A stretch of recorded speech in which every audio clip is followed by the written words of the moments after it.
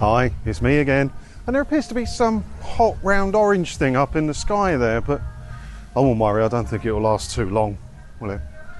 Yeah, unexpected events overnight, with the CEO of NatWest quitting overnight. I don't think that's going to solve many of her problems, but unexpected nonetheless. Right, I think there's some kind of fair going on in here by the looks of it. We'll go and have a look. But yeah, unexpected. But it's not massively surprising that something's going to come of this, because she talked openly to a BBC reporter, still allegedly, about a personal bank account from a well-known person. No wonder the establishment have finally sat up and started listening, because they don't normally listen to Nigel, do they?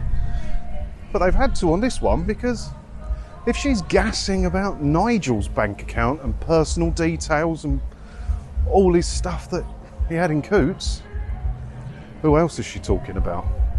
So of course they're going to sit up and start listening, because the wealthiest people in the country, most famous people in the country, all bank with the NatWest group. They're all with Coots, aren't they? Sure, a few of them are with like HSBC Premier or something, but they are mostly with Coots. Yeah, it's the fair, isn't it?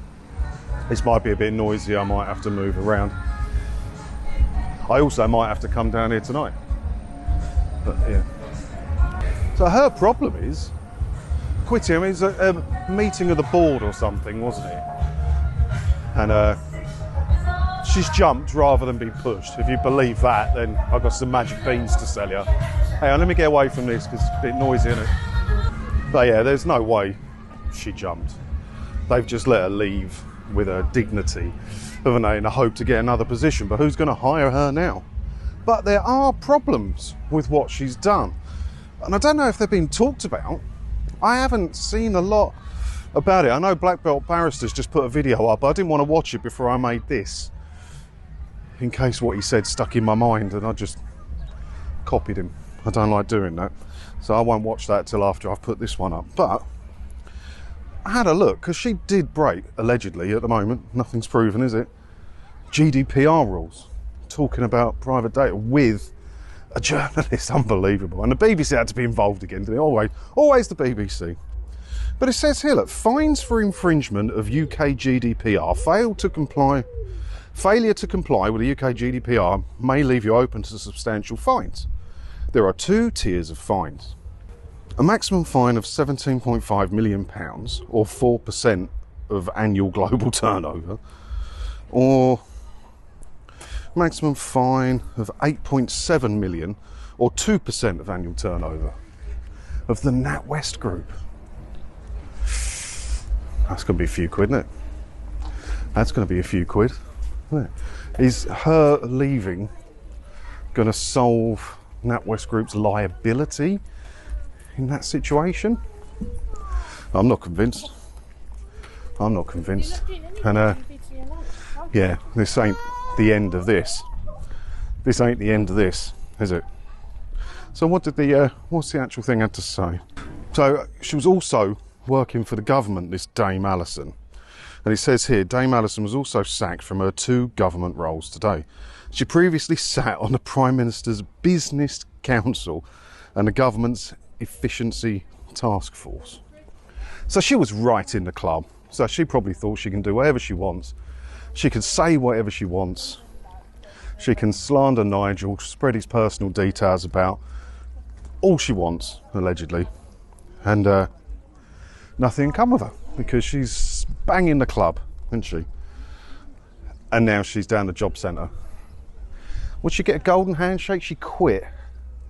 I don't know. I'd like to know what package she got. I'll tell you what, I'm just glad I don't bank with NatWest if they're that open about it. They've got to, like I said, they've got to be paying attention now, because I would imagine all the politicians are with Coots.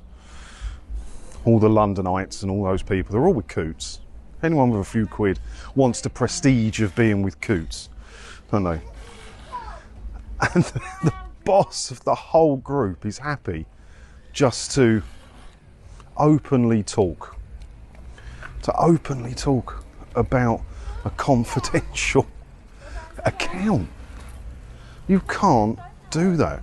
So yeah, it is no wonder they're all paying attention. But it had to be a BBC journalist, and BBC always get involved somewhere with this, didn't it? It had to be a BBC journalist that got involved, and that reminded me of something I saw here. Where is it?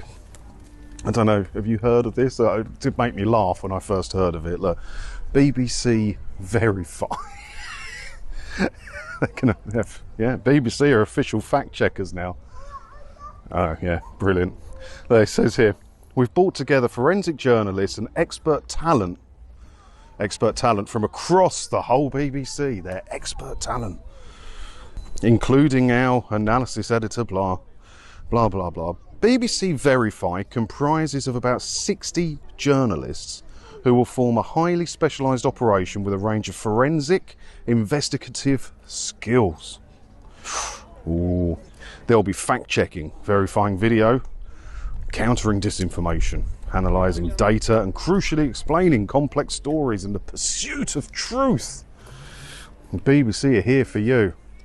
Where was BBC Verify when that journalist allegedly was told some private information and then just reported it as fact, even though it wasn't necessarily true? Where was BBC Verify there? 60 high-paid journalists in their own office, in BBC studios, that licence fee payers pay for.